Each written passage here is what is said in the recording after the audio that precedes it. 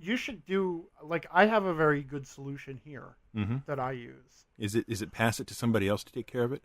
Yep, I record this as an audio file, and then I email it to this guy, and he makes it into a podcast. I knew that's what it was going to be. Yeah. No, I highly recommend it. Yeah, You yeah. know, I'll work on that solution. See if I can have one installed. Oh man, is he Windows 10 compatible? Who cares? As long as it gets done. Not my problem. I found. Do you know? I found. I mean, it wasn't that hard to find. It was there for the finding. But on Steam, I found a package of Sega Genesis Master System games. You know, I was going to ask you about that because when you're on Discord, Mm-hmm. it tells everyone in the world what it is you're up to. Yes. Which is also why I can't get away with playing video games while we're doing this. Uh-huh. Uh-huh. But yeah, I've noticed the last couple of times I've seen you on Discord, you're playing the Sega Master Collection. Yeah, and it's got some really interesting. Most of the games, my reflexes are long gone. Sure. I can't play them like I used to be able to play them if I was ever able to play them. But it does have some interesting RPGs in that 59 game collection. I can imagine Sega had a lot of really interesting RPGs on it. Yeah. Do you want the short list? Yeah, give me what are you finding interesting? Let's see. It's got Beyond Oasis, Okay. Fatal Labyrinth, Don't know that one. Landstalker, Know that one. Light Crusader, Mm-mm. Phantasy Star 2, 3, and 4, Yeah, everyone knows those. Shining in the Darkness, Shining Nope. Force, and Shining Force 2. Okay, you can't say those on a podcast. Okay. And and Sword of Vermilion. So Yes. I'm sorry. Sword of Vermilion. And actually, so Sword of Vermilion is interesting because I watch this YouTube channel, these guys Retsu Prey, Uh-huh. who originally they started out doing video let's plays of video games back when that was a thing. In fact, one of the guys who does the channel was one of the people on Something Awful who basically invented the video let's play of video games. Oh, okay. But they took to basically taking other people's let's plays and bad ones on YouTube Mm-hmm. and commenting over them Mystery Science Theater 3000 style. Oh, nice. Not always kindly. No. But, you know, all humor is inherently cruel, and I'm crueler than most, so I'm not apologizing. Fair enough. But they found this video that this guy had done of Sword of Vermilion. For whatever reason, the guy had decided, because, well, I mean, obviously you know the layout of Sword of Vermilion, where you have the map screen, the map, you know, like the overhead map, but then you have sort of the 3D view. Mm-hmm. And for whatever reason, they decided that this guy was going to go out in his backyard waving like a paper towel tube as his little sword and be the live action camera. So they filmed him out in his backyard walking around, and you know, like he's walking in his backyard and he's exploring the map, and then he breaks into a combat, and during the combat your character just keeps waving his sword as he moves, and you know, and they just filmed this guy who looks like a total doofus just playing out the game in live action, and then just put that in the main view and then left the rest of the game running. Wow. And it was the most hilarious thing I have ever seen. Because it took effort, but they didn't put in the effort that it needed. Right. And it was just terrible. That's wonderful. But the other thing, Shining Force, there was actually a very interesting little issue also with YouTube and Shining Force. Sega, I want to say it was last year, maybe 2 years ago, went on a rampage on YouTube filing copyright claims against any video that had Shining Force footage from any Shining Force game, or mentioned Shining Force in the name, or had the word Shining and Force somewhere in them. Wow. Obviously, they were, taking down Let's Plays of these games, but they were also taking down reviews and all this other stuff. And it was such a psychotic move because, that leads to fan backlash. And no one could figure out what the hell they were doing. But it turns out they were getting ready to release a new Shining Force game. Mm. Or something in the Shining Force series. I'm not entirely sure. But they wanted all of the videos down that would compete with any of the videos that they posted for marketing purposes. So I can't remember what it was that they were actually releasing. But that was their end game was just so that the search results would only show the videos they wanted to show for their marketing. Yeah, that's not a good reason. No, it was a really, really terrible move.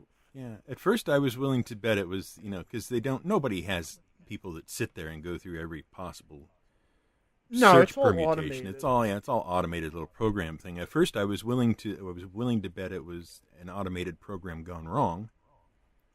But no, if it's just a marketing thing, forget it. They did more damage than good doing that. And you know what? I have to say, this is really sad. I've lost all sense of time. When I said like 2 years ago, maybe, I actually meant six years ago. I'm looking it up now. All right. It coincided with their release of with a Steam remake of the games or something like that. Well, this thing I just bought then, huh?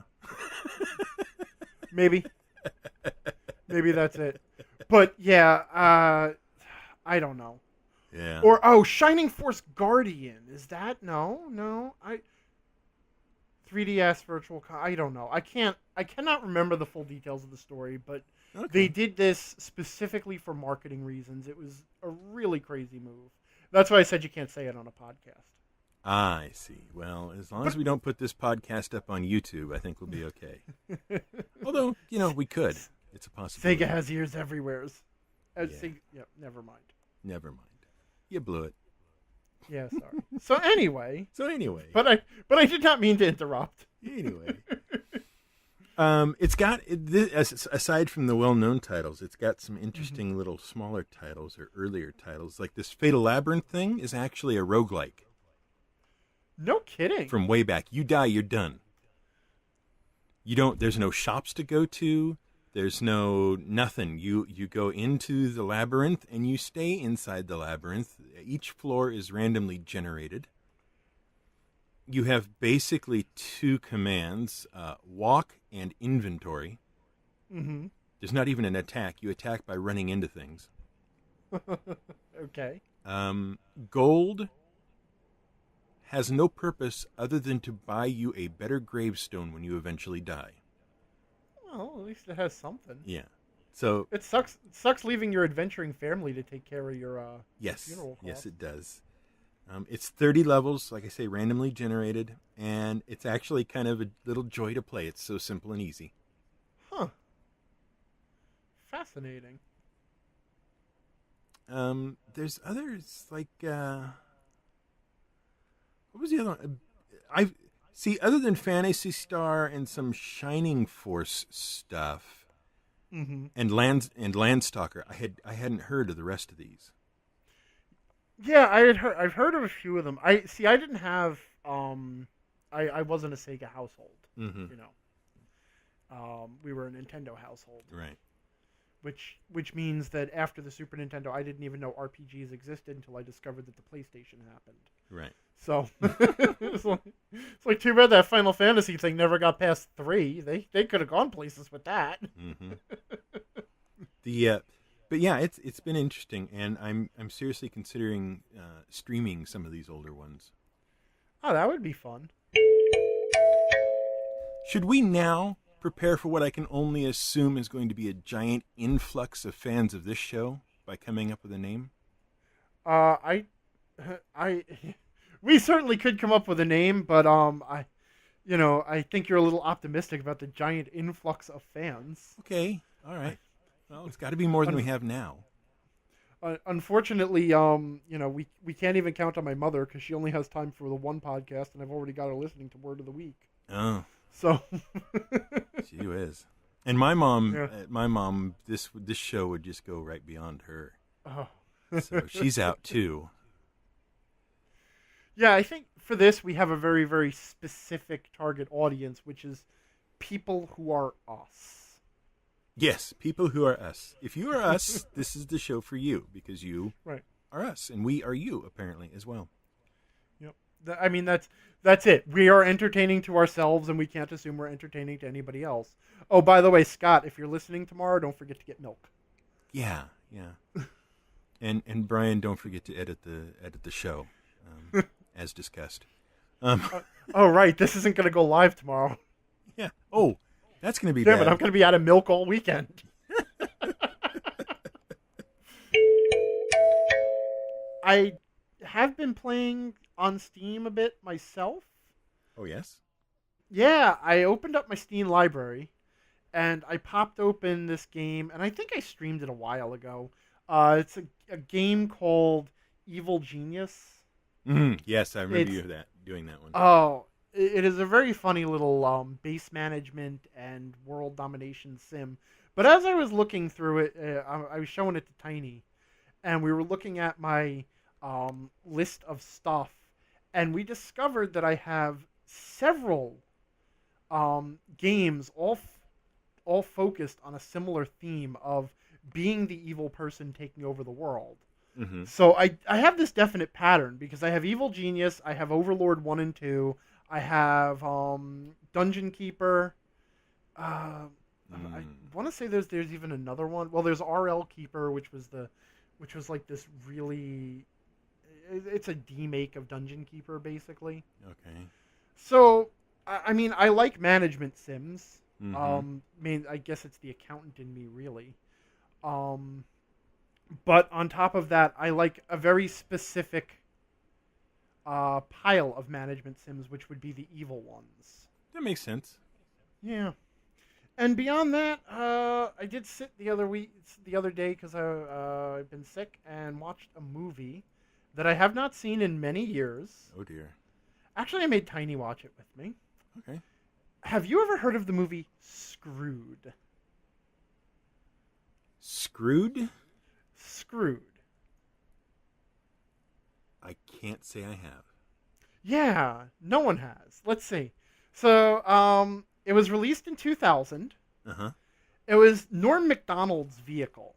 Yeah, you know the comedian Norm Macdonald. Oh, it's coming back to me. Yes, carry on. So it has Norm Macdonald, Dave Chappelle, Danny DeVito, the guy from the Jeffersons, and Sherman Helmsley. Yeah, Sherman Helmsley. Thank you. Mm-hmm. And Sarah Silverman, but she's barely in it, so it's tolerable. And the woman who played Jack Donaghy's mother in 30 Rock, the very angry old lady who was basically playing the same character. I haven't seen 30 Rock, so I don't know, but go ahead. Oh, okay. Elaine Stritch, that's her. Okay. Okay. She's very funny. She's not a household name, but she's very funny. But she always plays the same character. She's an extremely grumpy. You see Futurama, right? Yeah. Imagine Mom without the facade. Okay. That's her in everything she's in. But here's the thing. So the movie is stupid as hell. It's the sort of movie that I would never admit publicly that I thoroughly enjoyed. Uh-huh. Okay, and it failed. It was like I think it was it cost them like 15 million to make, and it made like 5 million. So it bombed. Yeah. Yeah, it did not do well. And I think I think I looked it up. It's like got average ratings of 5 out of 10. It's 13% on Rotten Tomatoes or something like that. Because I had to look it up. I had to see what did this movie do. It's just stupidest movie with the dumbest sense of humor that I found absolutely hilarious. And I made Tiny watch it, and we just laughed our asses off. But that's not the point. This is just a weird little quirk in the movie that I have now seen this movie 4 or 5 times that I have never figured out. Okay. The 3 main characters in the movie, Norm Macdonald, Dave Chappelle, and Danny DeVito, their character names are Willard Fillmore, Rusty Hayes, and Grover Cleaver. Okay. Now, there is an obvious reference there, Right. right? I mean, you hear it. Also, Sherman Helmsley, turns out, spoiler alert, Hemsley, sorry, he plays the bad guy, except you don't know he's the bad guy until the end, is Chip Oswald. Huh. Okay. This movie has nothing to do with presidents, Right. nothing to do with politics, nothing at all to do with America. It is about a guy who is basically a butler to a psychotic, greedy old lady. He's basically her slave, and he decides to get revenge by kidnapping her dog and ransoming it, and everything goes wrong, and he accidentally ends up kidnapping and ransoming himself. Nice. Yeah, but it's hilarious. Unless it is, like, listen, this is one of these movies, I am going to say that it's not so bad it's good, because I genuinely just enjoy the movie. I find it good, but I assume no responsibility for anyone who's listening to this right now goes to see the movie and hates it, because I gave you the numbers. It did not do well. I am in the minority. But this is, I do not understand. They're telling a joke in these names. Right? There's a joke there. I just don't know what it is. Okay. So is this a badly written movie? No. I mean, it's written as well as any stupid comedy movie of the time was written. It's right. Not Citizen Kane. It's not loaded with deep symbolism that I know of. Okay. Which, this is what really upsets me. It's a really stupid movie, and yet it worries me that I think I might be missing something. I think what you're missing is you're missing a writer who was either up against a deadline or just flat out of ideas for names. Okay. And he grabbed the nearest list of names he could think of and modified. And then he picked less obvious presidents with the hope that people wouldn't know. No. Sure. No. The only thing I can think of is inside joke. Uh-huh. Like, as they were writing the movie. Oh, the detective's name was Tom Dewey also. Oh. Which actually would have been funny if the main character had been named Truman. Mm-hmm. Because then, in the end, he could win or lose or something. At least that would, there's a joke in that. Right. I feel like it's a punchline to a joke that wasn't set up. It might be. I mean, there might be a scene somewhere that's laying on the cutting room floor that explains everything, and you'll never, ever see it or know about it. Hey, if anybody's listening to this and they know, please tell me. But I'm sorry. Anyway, that is my digression about this stupid movie. Don't watch it. Seriously, don't watch it. You may have noticed I've been reading a number of books from a particular author. I have indeed. Let's not reveal who it is. Let's see if the audience can guess. Yeah, no. Let's not. Yes, I have noticed that you have recently become a Tom Holt fan. Yes, this is true. And the reason I did that is long and storied, but let's just say whenever a writer I really, really like dies, mm-hmm. I try to find a replacement. Okay, something I can, and not a direct replacement, but somebody who can kind of, if the old writer was putting out like a couple of books every year, I want somebody on about that same pace and about that same genre.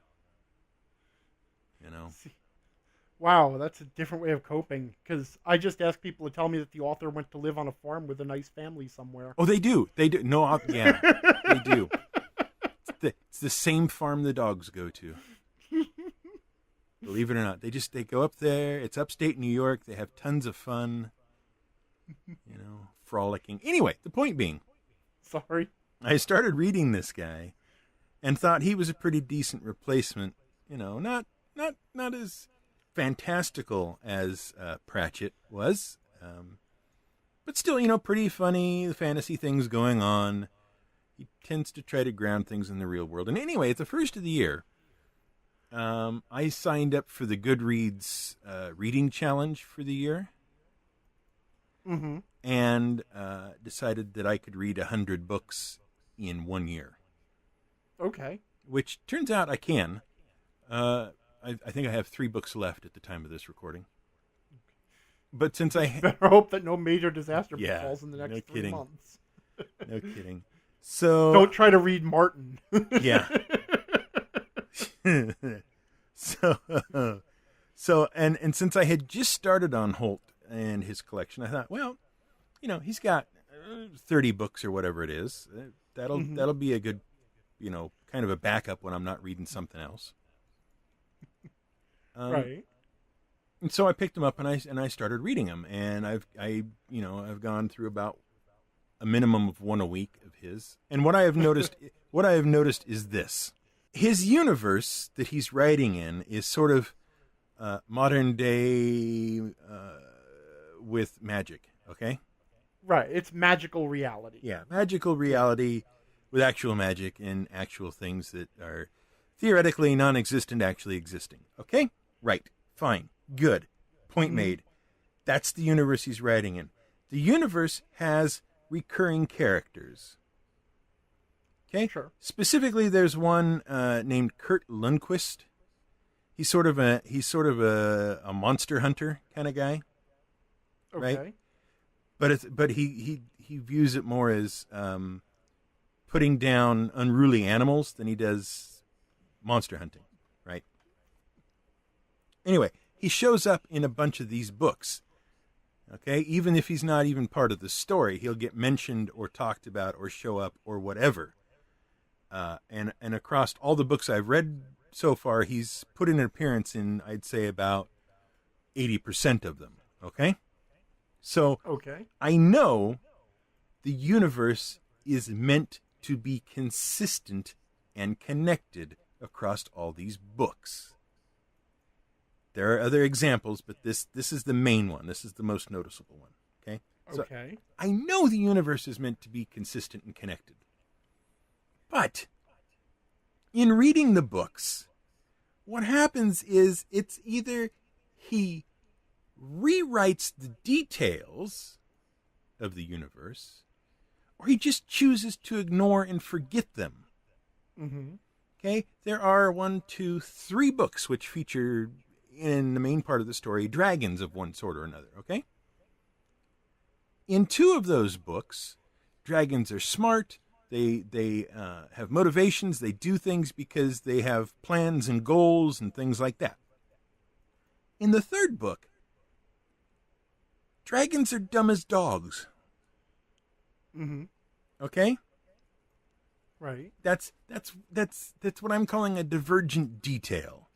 There are other examples where things that definitely, absolutely, positively worked one way in one book work an entirely different way in a next book, or a book 4 books down, or whatever. I don't know if people who haven't read them as consistently and as in order as I have over this last 9 months or whatever would necessarily pick up on this stuff, but it's really starting to get to me. It's like I don't know what the rules of this universe are anymore. I thought I did. I started out knowing, the first 4 or 5 books, I had a pretty good grip on it. Right. Now it's like, he just gave up trying to keep track of it all and said, things do what I want them to do to do the plot I want to write. Right. Okay. Mm-hmm. Is this just my problem, or is this an everything problem? Wow, how deep down this rabbit hole do you want to go? Go for it. Okay, because, number one, I don't think I'm qualified to speak on your actual problems. Right. So we will stay away from psychoanalyzing you. Okay. Fair enough. I do not have the experience with Tom Holt that you do. Right. I believe I have read 2 books and can only recall one of them by name. Right. Which was Here Comes the Sun. Excellent. Good choice. Yeah, and that was the one it was essentially it was kind of a combination of the concept of the Chinese celestial bureaucracy and a little bit of the heaven and hell type as reimagined as corporate entities dynamic. Right. You know. So and that's just sorry interrupting here, but see that's the thing. Hell works in entirely different ways across the books. Yes. No, well, but this is the thing, right? Mm-hmm. The problem is his works are essentially deconstructions, right? He takes these myths, these tropes, these ideas, he shoves them into a setting where they do not belong, so that we can laugh at all the comic mishaps that would result from this stuff being true if we cycled the clock to the present, right, or whatever, right? Right. So he is writing comic deconstructions. Mm-hmm. Okay, so now there are two theories that we can arrive at, both of which I would say you're being very unfair to Mr. Holt about. Okay. Number one is, are you familiar with the concept of negative continuity? Let's see. I know what continuity means, and I know what negative means. So I suppose in that way I am. Okay. Good. Then I do not have to explain it, and we can move on. This may just simply be an issue of negative continuity as a choice. All right. Or even as a non-choice. Okay? Mm-hmm. For those listening, by the way, negative continuity is the continuity of series like The Simpsons, where not only does nothing ever change from episode to episode, but episodes will literally contradict one another and make the universe that seems like an otherwise consistent universe become impossible. Like the fact that Springfield, the border, it has a desert and a gorge and, and mountains and an alpine area, all of which located right outside the city and all of that crap. Right? And the fact that Bart never ages beyond 10 years old no matter what, and nothing ever changes and nothing is ever remembered. And that's a purposeful decision that a lot of comedy universes make. Mm-hmm. Just because the nature of the stories that they're writing, because they're writing comedies, there is no need for continuity. But there are ideas that they like playing with over and over again. So they can bring up these ideas and bring them out and make them completely different from thing to thing and inconsistent with each other, just for the fun of playing with the ideas, or in this case, like recurring characters or whatever, and not have to worry about any of it. Which is sort of the lazy theory. But then there is also the four-dimensional chess theory, in that Tom Holt is a deconstructive genius. Because he has created these works of fantasy, satirical fantasy, humorous fantasy. And when we see these fantasy series all by the same author, with all these clues that lead them to be in the same universe, we start to expect, especially nowadays, that there is a shared universe. The Marvel extended universe or the Star Wars extended universe, where every book you read gives you more details about the universe. And because he is purposely deconstructing mythology and fairy tales and world faiths and all of this stuff, he may also be deconstructing that idea by creating something that looks like it should imply a continuous universe. And yet, the minute you start thinking about it, your brain breaks and he laughs. In which case, he is a genius. Okay. So, but again, I've only read 2 of his books, so I don't know. So, if this is intentional, are there other book series and authors that you are aware of that have done the same thing, also intentionally?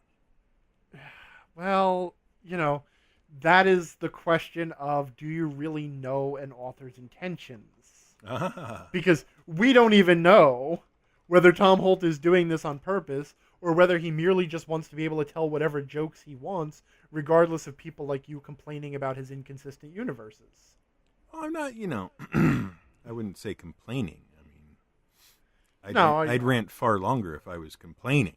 one could argue that Robert Howard's Conan books, I don't know if it was intentional, but there were contradictions, and they clearly were not written in any sort of order or anything like that.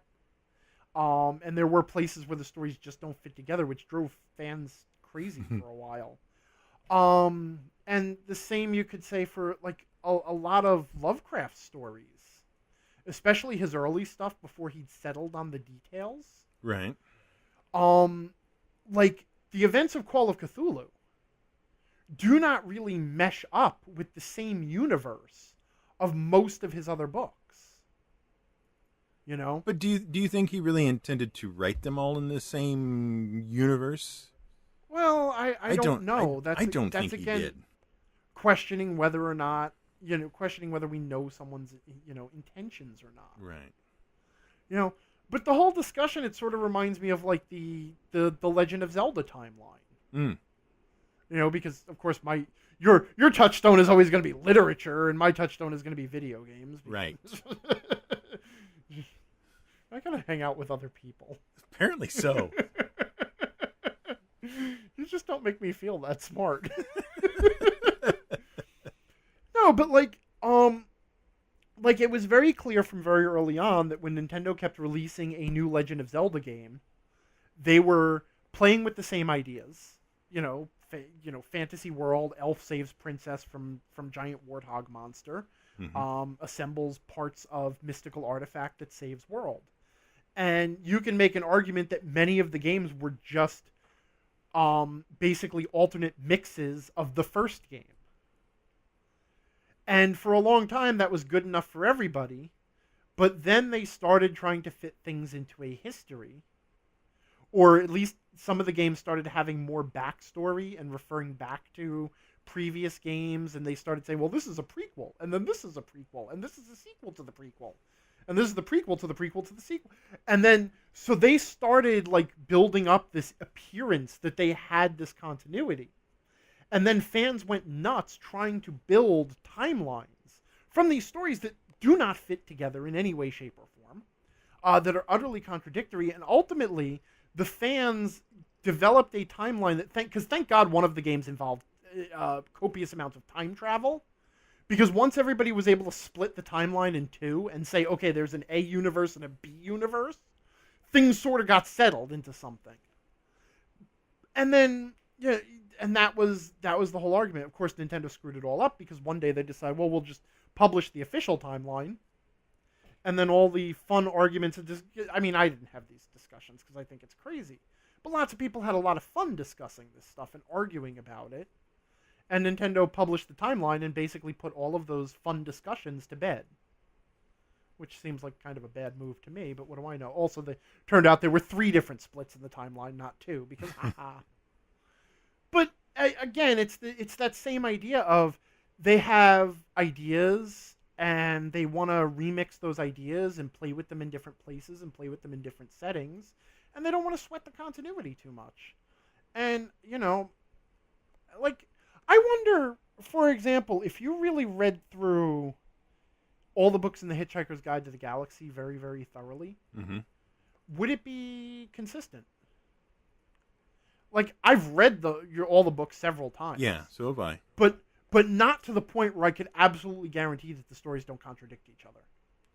We're not including the ones written after his death, right? No. Good man. You mean after he went to live on a farm with a nice farm family with the dogs? Yes, the farm with the dogs. I'm sorry. Don't break down on me again. No. We promise we would never speak of that. They seem internally consistent, but if you start looking at things like the books versus the radio play versus the BBC versus series. the BBC series versus the Versus movie. the movie. Yeah. No. Yeah. 'Cause Same it's all just characters, a lot of the remixes. same jokes, but not the same things going on. Yeah. Okay. All right. Mm, So what you're suggesting is I should give Tom Holt a break. Obviously you have your own issues to work through, and I can't help you with that. If this is really affecting you at this point, at least you've read enough of them that you might as well just finish the series and Right. and then be done with it. I've got 3 but that's left. yeah. Then Yeah. Okay. or maybe you could make one of those conspiracy walls and try to figure out how it fits together. I've been looking at, and I don't know why I've done this. I seem to do a lot of things that I don't really know why I do them. Mm-hmm. I don't know why that is. But the point is, Well, if you knew why, then you would know why. yes, obviously. Why didn't I think of that? The point is, I've been cruising around Twitch looking at various RPG, D&D live stream games. Okay. You have my condolences, but go on. It makes me hurt. I know. So, for clarity's sake, when you say you have been looking at live stream games on Twitch, are you looking at like the big name games like Dice Camera Action? Or they're are a you big looking name? Yeah, Are they Chris Perkins. Are they a big name? Dice Camera Action? Yeah, okay. Yeah, that's Chris Perkins running for. I'm supposed to know who they are. Uh-huh. I People. can't watch that one. People doing stuff. That's what he's doing. Is that No, how- I haven't really checked in. I haven't really checked in on the big ones. You know, Matt Mercer and Chris Perkins and all whatever they're calling all these various shows. I don't even remember that. Critical hit, critical miss, critical Role. There you go. Yeah. That thing.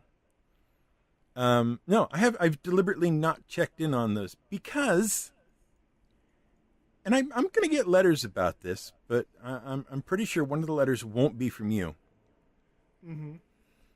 Because that, to me, is not really role-playing. I would send you a letter that said I agree. Okay, all right, I'll take that. I mean, I could. Yeah, I mean it's about 9/10 acting and about 1/10 actually role-playing game. Well, that's exactly it. I mean, the people who are participating in these things are performers by their nature. Mm-hmm. You know, I mean, you look at the cast of people on, say, Dice Camera Action. First of all, there's Chris Perkins, who is basically the marketing face for D&D now. Right. You know, Pro Jared, I know him because I watch his video game stuff. You know, he does a lot of video game reviews and YouTube stuff. And I actually find him very funny. And I can't list anybody else because I literally have a problem watching Dice Camera Action, specifically because of one of the players. I don't know the actress's name. She plays a character named Strix. And she has decided that she is the designated hilarious ditz of the game. Oh. Okay, she has decided that her character is the bubblehead. You know, and so she is the comedy relief. You know what Curse of Strahd doesn't need? Comedy Bubbleheaded relief. comedy relief. Yeah. Yeah.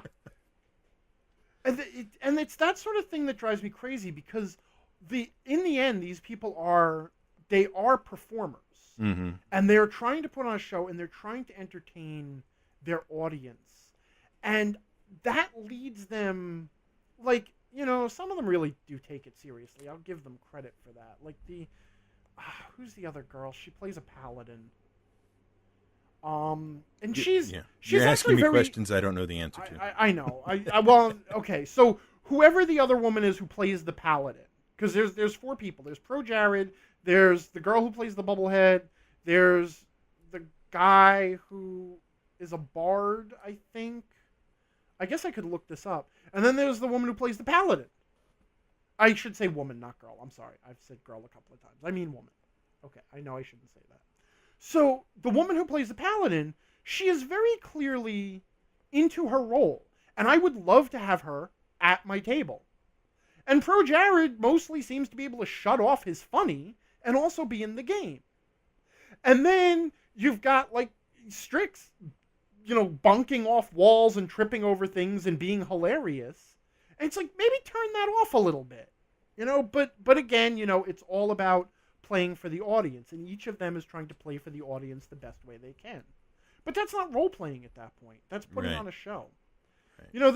The same thing... You know what it is? Okay. It is role-playing in the same game, in the same way that professional wrestling is a gladiatorial fight.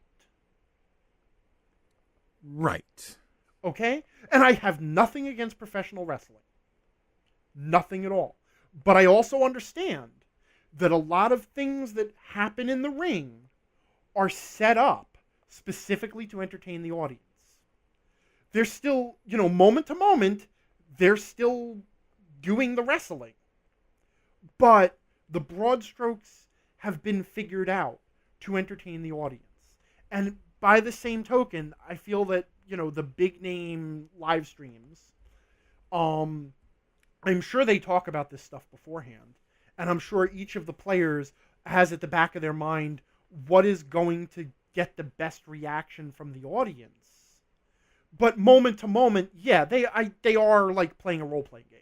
I don't deny that at some point it's like, what do you want to do this round? I want to attack. I think they're doing the same thing as any player might be doing. But there's a level above that where the players' brains are that isn't just fully immersed in the character decision. Right. Wow, I think that is the least unkind I have ever been to commenting on live streams. Well, you have other opportunities here because I'm not nearly done.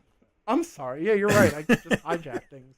But you're talking about the little guys anyway. Yeah. So that's basically why I don't watch the big stuff. Mm-hmm. Okay, fair enough. I also like to find or try to find, up and comers, people who are good at what they're doing, but just haven't been recognized for it yet. Those people aren't on Twitch. I don't know where they are, but they're not on Twitch.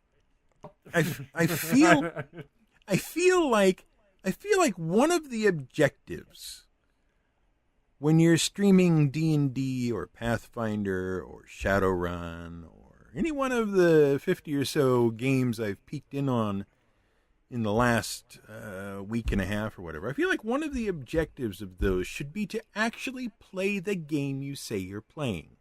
Mm-hmm. Not, for instance, 20 minutes of hem and haw and 5 or 6 jokes about, whatever just happened in the game, or, the beer run or the not beer run, or the, talk about the rules argument phase that gets added to every game, or the... Basically, in a 4-hour live stream, the actual gameplay comes down to about 40 minutes. Okay. I have to interrupt here. Okay. Because we have just talked about how the big streamers are not true to the role-playing game experience that you're going to get at the table. Yes. And I spotted this when we started that discussion. Yeah, you saw me laying that trap, didn't you? Yep. But I went ahead anyway. Well, this is the thing. Like, I don't know if you've ever watched people playing a game, but unless you've got someone who is being a real like me, being a real hard ass on keeping that game running, most games are like that. It's just most people they waste a lot of time. They're dicking around. They're having a good time because they're hanging out with their friends. And that's really the problem is, yes, it is really fun to get together and hang out with your friends. And if you're hanging out with your friends and having a good time, it is wonderful that you do not have to concern yourself with 300 pages of rules. You're just going to do whatever and have a good time. But the problem is, everybody assumes that if they're sitting around having a good time with their friends they and their friends are hilarious to everybody. If we're having fun with this, people would enjoy watching it. For example, recently, I went on a road trip with a guy. It was like a 3-hour road trip. We were going somewhere. And we had some really good conversations in the car. And, we had a conversation, similar to a conversation we have several times. And it was like, we are so damn entertaining and engaging. We should be recording this and letting the whole world listen to it. Right. But I hate people like that. Right. And then, we realized that is such a vain thing to say, because just because you are amusing to yourself doesn't mean you're amusing to everybody. Mm-hmm. But no, obviously I'm being facetious, but right. It's like there's two ways to go. Either you don't want the camera to affect the game, the fact that you are on camera to affect the game, in which case you're going to get whatever you get. But that's good. At least you're being true to the table experience. You're all sitting around. You're in the game. Nobody's thinking about the webcam and the microphones and all of that shit. You're just doing it. And at least that's honest. Or you're thinking about the camera and playing to the audience, in which case now you're not really in the role-playing game. Well, now, wait a minute. Wait. No. Okay. There's a middle ground. If you're playing the game, mm-hmm. and you are aware that you are playing it with the intent that other people may wish to watch it, mm-hmm. that does not necessarily mean you have to play to the camera. What that does mean is you have to be respectful of the people who might potentially be watching you. Which is playing to the camera. No, it's not. It's playing the game and not wasting everybody's time. By fooling around. And cutting out the chatter. Yep. And the it's the not, laughter. It's not. No. Mm-hmm. No. It's not cutting out the laughter. It's not like, you trim all the fat down. Okay, you trim all the fat out. There can be some fat, but that fat has to have some limits. Okay. Because the incredible joke you told 2 minutes ago when the gnome fell down the pit or whatever does not mm-hmm. therefore mean there has to be a full 20 minutes of other people trying to top it. But that's part of what role-playing is. And honestly, that's the thing that makes your game different from everybody anyway. Anybody can just sit there and run a po-faced adventure straight out of the book and have a GM who's like, okay, come on, let's do this. Okay, what are you doing? And run the game like that, and run it within a 4-hour time limit and what have you. Because as soon as you're cognizant of the camera, you say, okay, be respectful. Fine, I'm with that. But there's all sorts of other stuff that comes with that respectful. Like, for example, the fact that we've been at this for 4 hours and people are watching this stream. Now you're looking for a time to cut it. Mm-hmm. Whereas, at the table, you might let it go an extra half hour. Or you might cut things a little early one night because just everybody's not into it. Whereas all of a sudden now you have other things making those decisions for you, which is, I have these people who showed up to watch it. I can't cut it early. Or alternately, these people have been sitting here a long time. We got to cut this for the night. Or, there have been nights where I have run D&D games where I don't do this often, and I know I'm going to get yelled at for saying this, but I have run sessions where it was 4 hours of a running combat. Okay? I don't do that all the time because that's a bad way to pace a session. But once in a while, you can get away with that stuff if you make it good. And it was a really good session that everybody was really into. But that is not something I would ever do if I had an audience watching. Because it's inherently less exciting. It's less interesting. All right, let me ask you this. Mm-hmm. What's the difference between a home game and a con game? Well, the obvious difference is I don't have to clean up the house after a con game. Right. Yeah. But you know what I'm getting at. Strangers? The convention game has to run in its time slot. Sure. Okay. And if it doesn't run in its time slot, if they haven't finished the entire adventure, not everybody's going to be real happy about that. Right. Okay? So what does that mean in that 4-hour convention slot or whatever it happens to be in terms of what happens at the table? Well, when I'm running a convention game, because I can only speak for myself here, two things happen. Number one, I rush the players. I cut the side chatter and keep everything moving because I'm cognizant of that. Number two, I also plan my adventure so that I can chop out scenes in the middle. So that if we're running overtime or under time, or running overtime or under time, I can add or subtract scenes to match the time. But the thing is, I know where you're going with this, but when I've got my friends at home playing a campaign that I expect to take 6 months, I don't want to do that stuff. Because, that stuff is like, you're working around the constraints I want to say constraints of the hardware. But that's basically what it is.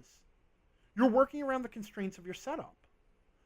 When I'm running a home game for my friends for fun, I don't want those constraints. Obviously there's some of it. You do have to keep some level of control. No, I agree with you. If I'm running a home game, I don't want any of that stuff binding me up either. I don't want that. But that's the decision I've made, and I don't stream my home games. You're right, and I don't stream my home games. I will not stream a game unless it's specifically to stream. Right. So I don't think I've ever done that. If I go into it intending to stream, should I not then make some actual adjustments to what we're doing?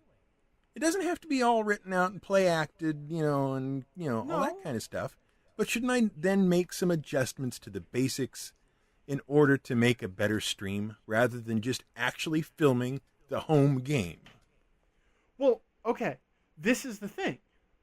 I agree with you 100%, which is why you and I don't stream games. Or at least we don't stream our home games for fun. Right. That's why I don't stream any games at all, because if I'm running a game, I'm running it for fun. Otherwise, it's too much work. It's just not worth it. Mm-hmm. But, because I am cognizant of the camera and the audience, then yes, I would make those adjustments. And I think you should. But then by the same token, I fall back on the whole, well, then I'm not showing people a genuine experience anymore. Now it's a reality show experience. So I almost feel like live streaming games is just kind of a catch-22, where you're either going to get crap you wouldn't want to watch because you wouldn't want to watch I wouldn't want to watch any of the games I've run at home. I wouldn't want to sit there and watch them. Unless I was playing them, I wouldn't want to watch them. Right. The players are having a good time. I'm having a good time. But they're not for an audience. The audience is the players. And I know that. And to make them good for an audience, I would have to adjust things, and that means I would be adjusting for the stream. The alternative is I could just turn the camera on, forget about it, and just do what I want to do. Then I'm giving a genuine experience, but, it's going to be me dicking around with my friends for 5 hours. And yeah, there's going to be 20 minutes of quoting Monty Python until I beat someone to death with a DM's guide. There's going to be 20 minutes of quoting Monty Python. Right. Okay, so you and I want to make sure we're clear on this. You and I agree that there should be more of that middle ground. I think you could find a middle ground. Okay. And if you're the sort of person who wants to find the middle ground, more power to you. Right. So then here, finally, at last, I can make the point I was going to start out making, which is that nobody is in that middle ground. They're Okay. either all streaming their home game as it is, Mm-hmm. or they are, making their millions on professional D&D streaming. You really think that they're No, taking home I don't. millions? No. I mean, come on. No, The people who make these games don't even take home millions. I know. But no, There's nobody in that middle piece to say, okay, yes, we know. At home, it's kind of yucky and boring, and nobody really wants to watch it. But we also know that what's going on over here with these pro guys is not the real sort of experience. So what we've done is we've taken this chunk out of the middle. So you see a little bit more of what it's really like, and you still have some entertainment value in what you're watching. so you want something between professional and amateur? Yes. Yeah. Pro-am. Okay. Is that a thing? I don't know. I totally understand where you're coming from, and that's why I don't watch the little people. Mm-hmm. But then, like, watching the big people, I know I'm watching a show. I know I'm not watching a game. Right. What really... This is what really bothers me, though. Okay? Let's say you could find one of each. You could find the amateur, the professional, and the middle ground. Okay? Okay. I always worry about this stuff from a marketing perspective, because some of these live streams now are some people's first exposure to role-playing games. Right. They hear about this stuff, they check it out. So they go on, they check out... Okay, so let's say they go on and they check out the professional one. They're like, wow, this is really great. I got to get into this. Well, now they're being sold on a lie. Mm-hmm. Okay? Because that's not what's going to happen at their table. No way. Okay? Right. Or they go and check out the amateur. They're like, holy crap, this is boring. Exactly. And they never...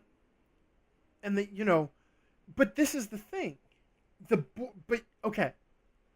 The boring is honest. The only thing they're not seeing is how different it is to be in that than to watch it. Because D&D was never meant to be a spectator sport. It doesn't work as a spectator sport. And that's the problem. So the professional is going to sell them a lie. The amateur is at least going to sell them the truth, but it's not going to sell them. It's just going to present the truth. It's not going to sell it. That middle ground, it's going to be a lie again. Right, but it'll be a more truthful lie. It's a less lie. Mm-hmm. Yeah, I mean, I guess so. I guess at that point, the middle ground is what you would call advertising right there. It's not quite the complete lie, it's not quite the truth, but it entices you to try it yourself so that at least you can make an informed decision. There you go. All right, you know what? Fair enough. You actually just won me over. You win this one. You're right. I guess there is value in the middle ground. I've been very down on the stream thing. They're hard to watch. They really are. From both sides. It is really hard to sit there as a spectator on somebody's D&D stream and watch them do nothing for 30 minutes at a time. Well, what I don't I have a fundamental problem with watching D&D streams, and the problem is this. I have never been sitting at the game table saying, man, this is fun, but I wish I was watching it.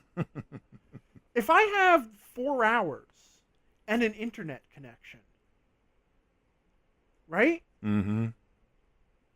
There are now so many ways that I could be running a game that spending 4 hours watching other people run games badly. Right. Like, why would I ever want to do that? I'll just run my own or play in my own. It is so much easier now than it has ever been to get a game because of the online thing. And I realize the online thing isn't as good as real life. I will never say it's as good as real life. Real life is infinitely better. But that doesn't mean the online thing isn't good. I've had a lot of fun running my online games. Yep. More fun than I thought I was gonna, to be totally honest. Because I was really down on running online games. And then I realized that one of the things I was really down on was the tools I was using. Yeah. But... Well, see, that's the thing, though. The thing to keep in mind is an online game is better than no game at all. Mm-hmm. You know, at least you're playing, at least you're getting out there and you're trying it, you know. Rather than saying, oh, well, I can't play in person, so I'm not going to play in any way, shape, or form. Right. Which is the stupid decision that I had made for a long time. But sometimes you have to just kind of swallow it, you know. It's just, yeah. This is the game I've got, so this is the game I'm going to play. Until I have a better game that pleases me more, this is the one I'm playing. No, you're right there. But I don't know. My big fear, apart from the whole, either way we're marketing, this stuff is marketing badly. Mm-hmm. And you know what? That's maybe an unfair judgment anyway, because it never promised marketing. It's not like these people... Well, okay. Dice Camera Action is totally intentionally marketing. Mm-hmm. That's Wizards of the Coast sanctioned live play D&D. That is marketing. Right. Out now. Okay? And it's selling a lot. Because you're never going to have Pro Jared at your table. But you may end up with Strix, whatever her name is. But my big fear is that there's a group of people who would love to get into role-playing games because they keep watching these streams, and instead of going out and trying it, they just keep watching the streams because they're having enough fun just watching them. And, you know, it's easier than doing it, you know? But then I'm constantly worrying about growing the community anyway. Right. I mean, I see where you're coming from. Like, if I can watch a guy water ski, why do I have to water ski myself? Hey, there are people who think like that. Yeah, I'll stand less chance of drowning. Yeah. You know, but then again, on the other hand, you know, sports didn't stop just because professional sports became on TV. Right. Was on TV. So maybe I'm worrying about nothing, but I think we have enough trouble growing the community as it is. Yeah. You know, maybe because our community leaders aren't doing anything to do that. Well, this is the other thing. Yeah. I mean, okay. Granted, as I stutter around here, granted, WotC is trying something at least. Yeah. Okay, as opposed to previous years where they tried nothing. Mm-hmm. And just counted on everybody to do it themselves. So at least that message somehow sort of got through, that they have to take some active roles in attempting to get people to hear about the game and know about the game and to experience the game in whatever way they can. Fine, great, not a problem. Mm-hmm. But like you said, I think that people who are not WotC also have some responsibility in helping to grow the game. And getting it's necessary for them to put some effort into bringing more people in. And that effort, that just recording and streaming your home game as it plays with all the interruptions and the slowdowns and the dead time and all that doesn't do it. There's nobody who looks at that and goes, "Oh my God, this is brilliant! I got to play it." From a moral perspective, because this is a deeply moral issue now, I agree with you that every person who is a part of a community that relies on community and social interaction has a responsibility to grow that community. Okay, from a moral standpoint, that is what I think is right and good. However, from a practical standpoint, and from a standpoint of just freedom, I don't think you can impose that on people. Or even expect it of people. It's kind of like, you know, like, here's the thing. I like Metroid games, right? I would like more new Metroid games. Nintendo just came out with a Metroid game. Okay, after they came out with a Metroid game that was terrible. And I have been checking reviews and trying to decide if I really want to drop any money on it. Because I'm not sure I trust them to make a Metroid game anymore. I saw a video by a creator who I otherwise respect and like, and so I'm not going to drop his name, that said that if you like the Metroid franchise, you have a responsibility to buy this game so that Nintendo will not give up on the franchise. Otherwise, the franchise will die. Now, that is utterly true. If this game does not sell, they will never make another one.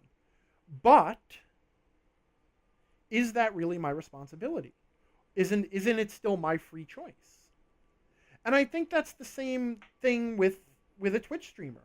Yes, it would be nice if everybody thought about the fact that I am an ambassador for my community and I'm, going to make it look the best that I can and I'm going to do all the effort I can.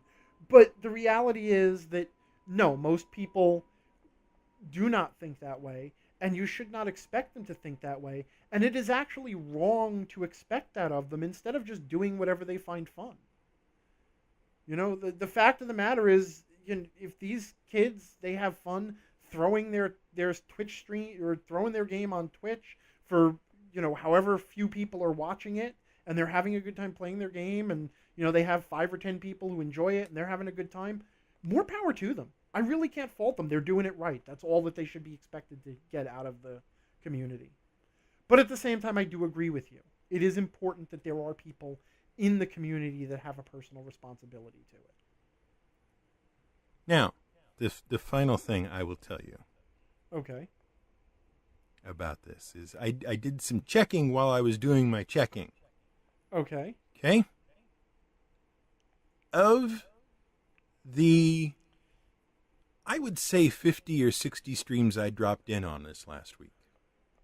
Oh my God, you have a level of endurance that... Yeah. Holy cow. Okay. Right? Sorry. So I do know what's out there. I mean, I know what the quality is on it. But the point being, of those I dropped in on, the 50 or 60 that I did, I would say easily 95% of them were playing to empty rooms. Mm-hmm. It's just them and the bot in the channel, and that's it.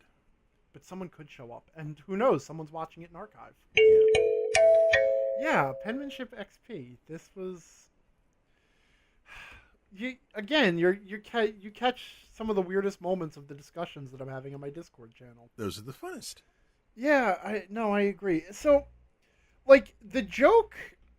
Okay, so I tweeted at, who was it? Crawford, yeah.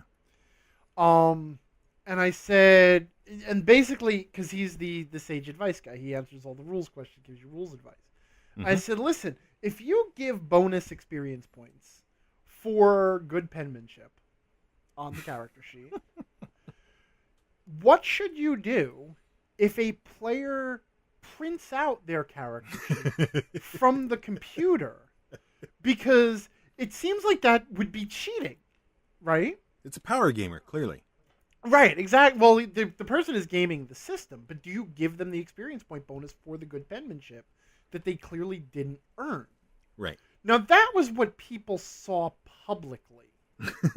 And Crawford still has not answered. Oh, man. Though I would not be surprised to learn that Crawford has me somewhat muted. Mm-hmm. I wouldn't play, even though I never interact with these people. I really don't. I very rarely interact with anyone who hasn't interacted directly to me first. Right. Other than that, I'm just tweeting out publicly. But anyway. But the reason that I brought it up is Penmanship XP is my go-to example for why you don't give bonus experience points for clever ideas or good role playing. Am I pronouncing the air quotes well enough there? Yeah, you're getting there. Can you hear them? Okay. Yeah. Okay. So, I mean, it's a common practice that some GMs swear by, that they like to reward good role playing by giving out bonus experience points. Okay? I'm not even going to get into the fact that what they're really rewarding is good acting. Mm-hmm. I mean, I'm gonna, but not in the whole, that's not what it's called, right. thing. But here's the problem. Okay? What you're rewarding there obviously is good acting, good speaking ability, good whatever. You're rewarding a particular set of skills. You're rewarding public speaking and the ability to improvise very well on the fly. Okay, which is and to be in character and to lose, you're rewarding the same skills that you're rewarding in an improvisational actor there. Okay, which is okay, fine. The problem is that a role-playing game is not merely about improvisational acting. There is improvisation involved, but a role-playing game is really about projecting yourself into a mind of a character, making the decisions the character would make, and then taking those actions and dealing with the consequences while presented with hypothetical situations. All right? It should not be contingent on how good you are at affecting an accent and speaking in old-timey speak, or any of those other things that we associate with good role-playing, or saying just the right thing. You know, we should have just as much respect for the player who is smart enough to say, well, I have the evidence that the king betrayed us, so I would like to step up and brandish that and say to him that if he does not, support us in this quest, we will expose him as a traitor to the realm or whatever.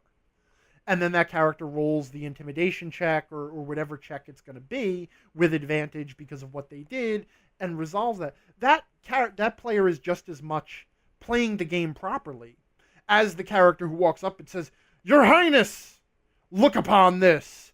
I have evidence of your treachery right here, and I will show it to all the people of your realm. What will they think of their sovereign then? Of course, it could all go away. All it would take is a simple signature on the writ to give us 20 soldiers or whatever." You're like, I can't keep it going that long. I'm sorry. Okay? Those two players are in it just as equally. And both of those players should be equally able to advance their characters and enjoy the games. But one of them gets bonus experience points because they can pull off that whole spiel. Okay? So, bonus experience points for role-playing, and the same with bonus experience points for clever ideas, for whatever given definition of clever is, is awarding arbitrary skills that are not central to the game. And so, to drive this point home, I point out, well, how would you feel if I gave bonus experience points based on penmanship on your character sheet? It's just as important that you be able to fill out a character sheet properly, that you be able to speak in flowery tones just like your character would. It has as much impact on the game. So what if I gave out that bonus? And that's how the whole thing came up. So, just so we're clear, we do not give out Penmanship XP because it's not fair to the people who don't have good penmanship. It's not just that. It's that, if a player makes a stupid decision in the game and they lose an encounter, okay, because of it, they lead the party to disaster, they lose the encounter, they are captured by the orcs, whatever, they don't get experience for that. Fine and dandy. They screwed up, they didn't deserve the experience. Okay? Because making decisions and resolving the encounter, that's the point of the game. That's what you're doing to play. Okay? Penmanship, good acting ability, those are not the point of the game. Those are skills that can enhance the game if you have those skills. Just like me as a DM, the fact that I'm, very good at inventing world details and remembering them, for example. That will enhance the game, but it is by no means required just to make the game happen. That's what I'm saying, is if you're going to reward things that are central to the game, so things that everybody has to bring to the table.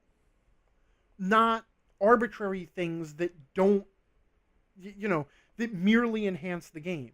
Because the people who are doing that stuff, by the way, the people who are, acting in character like that, they're doing it because that is fun for them. You don't need to reward them for it because it is intrinsically rewarding to them to talk like that. I don't know why, but it is. Okay? And at the same time, you're never going to encourage that behavior in people for whom it does not come naturally to begin with. And trying to force players or encourage them to do that sort of stuff, it's gonna actually put some stress on them. Because now they're going to be trying to earn the bonus experience points by playing in a way that doesn't come naturally, and you might actually be ruining their enjoyment of the game. I've got, you always have the one player who's just in it for hanging out with his friends. The wallflower, the guy who sits quietly. He takes his turn, but he doesn't really speak up, and he doesn't affect the decisions because he just wants to be there. He just wants to be a part of the thing. He just wants to have fun. And now by saying, hey, I got a carrot here if you just get into the game a little bit more, you're going to be putting a little bit of stress on that kid. God, I got to stop calling people kid and girl and boy. Anyway, that's it. That was the whole thing. Okay, I have a follow-up question for you. Okay. All right, so Penmanship XP is right out. What about Penmanship Inspiration? No, that's totally fine. That makes perfect sense. Second follow-up question. I mean, good penmanship on the character sheet is certainly reflected in the character's clarity of thought and self-reflection. Uh-huh. If the character sheet is clear, then the character knows himself better. Therefore, his actions will be more inspired. It's sort of a didactic self through penmanship. Sure. Would you GM an RPG that awarded the GM experience from the players? That's a really super interesting question. Like, I had a snarky answer prepared, but the reasoning part of my brain just like waved down. It's like, no, hold on a second. Let's see where this could go. Shut up a second. Shut up a second, Court. The way I'm envisioning it, yeah, is, and this is probably not the way you're envisioning it, but the way I'm envisioning it is much like when the PCs get XP and level up. The GM gets XP and levels up, and those unlock additional GM abilities or additional sections of the rules or something like that. That is additional sections of the rules, huh? Like, in order to allow me to build a wilderness adventure, say, to graduate from dungeon crawl to wilderness, I would need my players to award me experience points on the theory that I have shown a level of competence in building basic dungeon crawlers, and I'm now ready to build adventures at the next level. Yep. That's actually less interesting than I was thinking about. Okay, what were you thinking? But no, that's actually, there is a really, really cool idea in there, though. I mean, I actually would play that game to try it. Mm-hmm. Where literally the sections of the DMing toolkit are locked off. And it would actually, but see, okay. Honestly, wait, I'll make it work better. Okay. Okay? Okay. This is the problem that I would have with that, is that it's contingent on the players grading the GM. Mm-hmm. Okay? Which doesn't necessarily, like, if you have a group of completely new players and a completely new GM, then the players are not really equipped to assess the competency of the GM. Right. So obviously you would have to have some system for giving it out. But once you have a system for giving it out, then you could remove the players from the equation. No, I don't mean like, not in an unkind way. I just mean that the GM, there are rules for the GM earning experience by running adventures. Mm-hmm. Like, like the GM literally could be scored on the adventure they built by, build a level 1 dungeon and you earn 100 experience points. And then, the next challenge up is build a level 2 dungeon with a boss, or 2 levels of dungeon with a boss. Uh-huh. It's like, okay, cool. Okay, now build a wilderness that involves at least 3 days of travel to get to the dungeon, and then you get 600. Like, you could build stuff like that into it as a DM teaching product. Right. which sort of reminds me of the way the Mensa Redbox taught you to run the game, just without the experience point component. Yeah. It's buzzing around in my little head now. There's a neat idea in there. Mm-hmm. There is a neat idea for a training tool in there, for a teaching tool, for a way of teaching the GM. Because at the end of the day, you could always tell the GM, listen, if you know how to run games and you're pretty confident in it, ignore this experience point system and just do whatever you want. But we really recommend that you follow this progression. Mm-hmm. At least until you're whatever level, Yeah. and then you become a master GM, and it doesn't even have to carry too long, but it does sort of keep the GM from having to deal with too many rules and too many systems at one time. No, there's actually a really, really smart training product in that. Yeah. And the other thing, of course, is what it would come down to if you just left it in the player's hands to decide, would be essentially whether or not they had fun. Yeah. But because everybody likes a different kind of fun, the GM would have to tailor his provision of that fun to each of his players.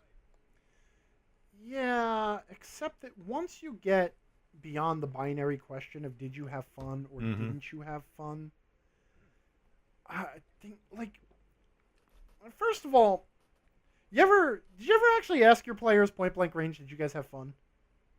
Oh yeah, everybody always has fun. Right. How many people have ever told you no? 2. Yeah. And how many players have you ever had? About a dozen. Ever? Yeah. Oh, okay. Okay, that's a much bigger percentage than I thought. Yeah. I tend to, once I have players, I tend to hang on to them until they die. Yeah. Lately I've been doing that. But back in the old days, I did a count one time. I think I've now run for approximately 60 players. Mm-hmm. In anything more than I'm not counting convention games and one shots and stuff like that, and people who didn't like it and never came back. Just anything I've run for more than about 3 months, I've had about 60 players, and I will admit, I had one group who was ballsy enough to take me away from the game table and say, "Could you come outside for a minute?" And one by one, they all told me why they were miserable in my game.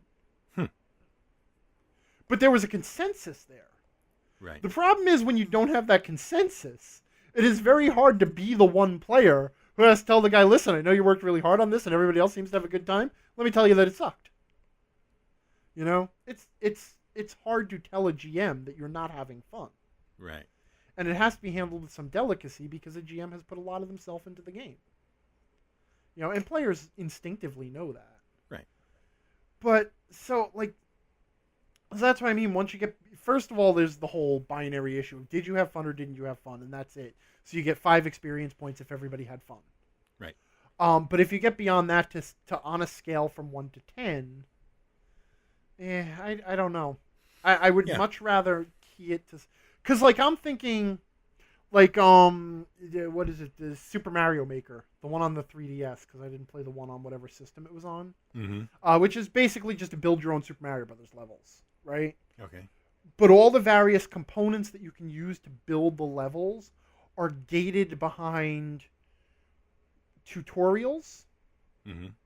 So as you learn how to build better levels, more tools are unlocked to you.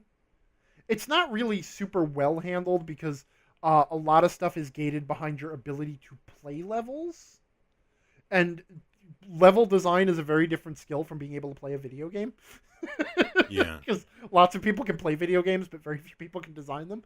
But so it's not perfect. But at the same time, just that idea of as you prove your competency, as you get used to using tools, more tools become available to you. But then, once we do that, then where are we? Why aren't we just at a graded product at that point? Yeah. Where you just say, hey, listen, until the party is 3rd level, you don't go into the wilderness. That kind of a thing, which is something that, basic D&D did that for years and years. That was the whole, basic, expert, master, companion, immortal set box thing was each one added new rules. So it was expanding the options for the players and the GM. What I envisioned though is as soon as you said that was I started thinking along the lines of what if my adventures were built around some kind of a point budget, an experience point budget, where like I can have an infinite number of easy encounters in the adventure, right? Mm-hmm. As many easy as encounters, or like up to a reasonable limit or whatever. But medium encounters cost me this much, and hard encounters cost me this much, and yada yada yada. And planting treasures cost this much, and using traps cost this much. And there's different tools, and different monsters have different XP values, so that I had to buy my adventure out of a budget. Okay. And I mean, you'd have to have an interest. Like, it couldn't just be like you can put a monster in this room or whatever. Like an NPC is social interaction challenge where the DCs are this high would cost this much and stuff. You'd have to have a robust system for building other than combat. But if you had that, so that the GM was always buying their XP from a budget, and that budget became the XP that the players earned. And if they didn't earn all the XP from an adventure, like you lose that out of your budget next time. That's interesting. Yeah, I mean, I'm not quite sure where I'm going with this yet. That's like government accounting. It sort of is, but it sort of adds this layer of the GM being at the same level as the party. Like, I have the same XP pool as the party. Right. And I need to use up this XP to set these challenges for them. And if I want them to earn more XP so that I can build better challenges, then I have to provide them the XP in adventures that they can earn. But I have to build in such a way that they can actually earn the XP. If I make the game unplayably hard, then I will start losing my XP budget. Oh my god. Sir. Yeah. CR numbers. Yeah. They're almost useless, right? Yeah, okay, almost useless. All right. It's not worth splitting hairs over it. Yeah. So yeah, I'm getting around an idea here. Okay, throw your idea. What if instead of having CR and all that stuff that that monster manuals and whatnot have right now, what if you just had an XP budget that was the same as the pool of XP the players currently had, and the monsters had an XP cost to build, an adventure, and you couldn't build bigger than the XP pool. Mm-hmm. So it's not like you're going to throw 4 dragons at somebody at level 3. Right. Because you don't have the XP available to do that with. Mm-hmm. And then they earn that XP out of the adventure. Right. Oh, okay. There's only one issue here that just came up to What's me. that? Just occurred to me. Every adventure, they're doubling their experience points. They have 100 experience points. I have 100 experience points to build with. They earn the 100 experience points if they play the adventure perfectly. Right. Now they're at 200. Now I have 200 to work with. They earn the 200 if they play the adventure perfectly. Now they're at 400. Very quickly, those experience points go really crazy. Yeah, then you'd better adjust the levels.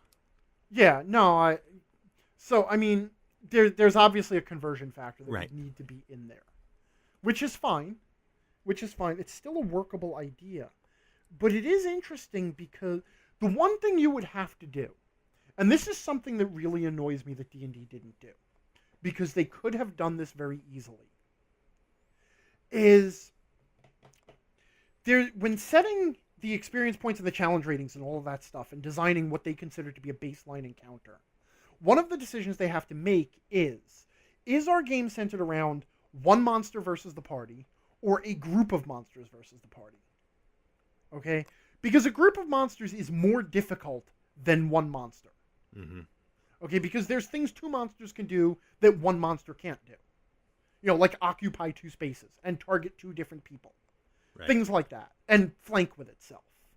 And maybe give each other bonuses. Things like that, right? Right. And that sets the dynamic for the game, because then if you're going to have an encounter that deviates from that, you have to make an adjustment. Right? Right. You have to accept that something's going to be easier or harder. Or find a way to balance things. Now, the action economy in D&D lends itself to groups of enemies versus groups of players. Those are the most fun fights. Those are dynamic. When you have 5 goblins versus 5 PCs, a lot of people are moving around, there's a lot of different things going on. That's a lot more exciting than one owlbear versus 5 PCs, because they just surround it and beat it to death. Mm-hmm. Right? Yes. 3.5, or 3rd edition and 5th edition, both had the same baseline assumption. One monster per the PCs. Okay, if you look at how their numbers are calculated, that's how they're calculated. And they're calculated because that's easy to do, because then you only have to consider every monster in isolation. You don't have to worry about the monster has this ability, which is a group ability, and this monster has a, yada, yada, yada. You don't have to make those adjustments if you just assume that all the monsters have to exist in isolation. But then you do have to figure out a formula that says, and if you want groups of monsters, you have to make this adjustment. Right? Mm-hmm. 4th edition did the opposite. 4th edition said it's 1 PC per monster, or 1 monster per PC. So, same numbers, which is great for the action economy. But if you want solos, monsters that can stand on their own, they have to do something different. Now, 4th edition screwed up the solos. I'm not going to deny that. They could have done them better. But they had the right idea, I think, because the good dynamic for D&D is the group, because it is easier to switch from the group to a single monster. The key is just differentiating the monsters and saying that these are monsters that show up in groups, and these are monsters that fight alone. And telling the GM flat out is like, okay, I mean, you can take a group monster and let it fight the party alone, and they're going to rip it apart, even if the levels are the same or whatever. Or you can put 3 alone monsters in a room, but that's going to be real dangerous. Because there's always that option that the GM has to fuzzy things and experiment. But at the baseline, you're giving, like, okay, you have solo monsters, you have group monsters, and they have their own experience pools that are based on solo or group, and they're built differently to work, so that the solo monsters are more dynamic and the group monsters are more, they synergize with each other. But if you did that, then all you would ever need to build encounters is an XP budget. That's all you would ever need. Instead of doing these formulas like there's 6, okay, if there's 3 to 6 monsters, then the XP is equal to the number of monsters, but you have to pretend that the XP is equal to the number of the monsters doubled because it's twice as difficult, but they don't earn the XP for that because it's still the same number of monsters, and that would completely screw everything up if they didn't. And it's like, why did you do that? All you really had to do was differentiate between group monsters and individual monsters, and adjust the XP totals in accordance. So, like, if you know that goblins are always going to appear in groups, then just take the time and cut all their XP in half. Now all the goblins are worth 25 XP. So if I want to build even a first level encounter with goblins, I'm going to need 3 of them, or whatever. I don't have the books in front of me. I don't know how the numbers would actually work out. They literally could have taken the math that is in that DMG, rolled it into the monster XP budgets, and made it so all you had to do was add it up. All they had to do was say, these are the monsters who fight alone, these are the monsters that fight in groups. And that's not as big a distinction as you think it is. Okay? Nobody fights one zombie. Nobody fights one goblin. Nobody fights one hobgoblin. Nobody fights 7 dragons. And if they want to, you can. You just tell the DM, you can do this, but, you probably want the players to be at least twice the level of the dragon if you're going to do 2 of them. Just saying. But they could have done it.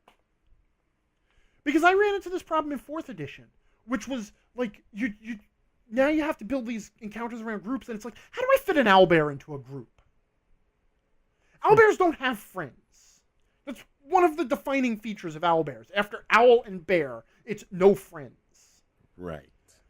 So you were always playing these games of justifying why these groups of different monsters were hanging out together, when it would have been easier if we just say, hey, listen, the owlbear, he's a monster that only hangs out by himself.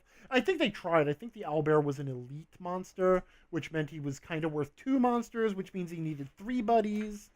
So even 4th edition didn't get it right, but it was at least getting closer. Twitter is going to let us talk twice as much. A doubling of worldwide communication at a stroke.